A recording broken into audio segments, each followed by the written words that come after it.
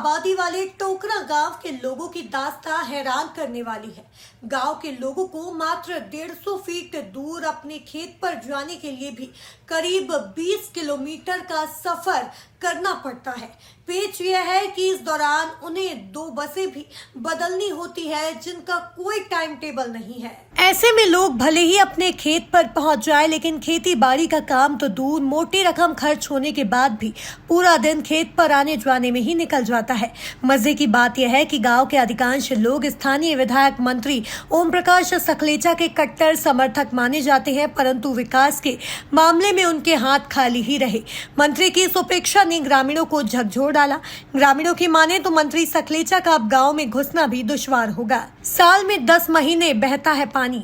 यह गांव सेना तलाई ग्राम पंचायत में आता है। गांव से पंचायत मुख्यालय पर जाने के लिए ग्रामीणों को ब्राह्मणी नदी से होकर गुजरना पड़ता है, जो 12 में से 10 महीने बहती है। पानी काफी गहरा रहता है, इस कारण ग्रामीण करीब 150 मीटर चौड़ी नदी को पार करने से कतराते हैं, क्योंकि पहले भी यहाँ हादसे हो चुके हैं। ग्रामीणों के सामने संकट यह है कि नदी के उस पार भी उनकी जमीनें हैं।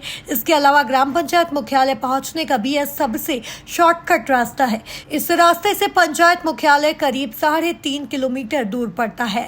तहसील मुख्यालय होकर पहुंचते हैं पंचायत और खेत पर। ग्रामीण प्रकाश सिंह के अनुसार नदी पार कर पंचायत मुख्यालय पहुंचने का सबसे शॉर्ट रास्ता है। मुसीबत यह है कि नदी में पानी चलता रहता है।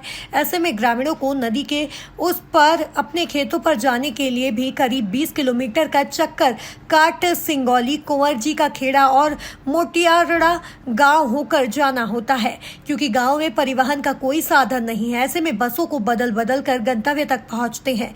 तब तक शाम पड़ जाती है। इस कारण किसान अपने खेतों पर भी कोई काम नहीं कर पाते और सिर्फ देखरेख कर लौट आते हैं।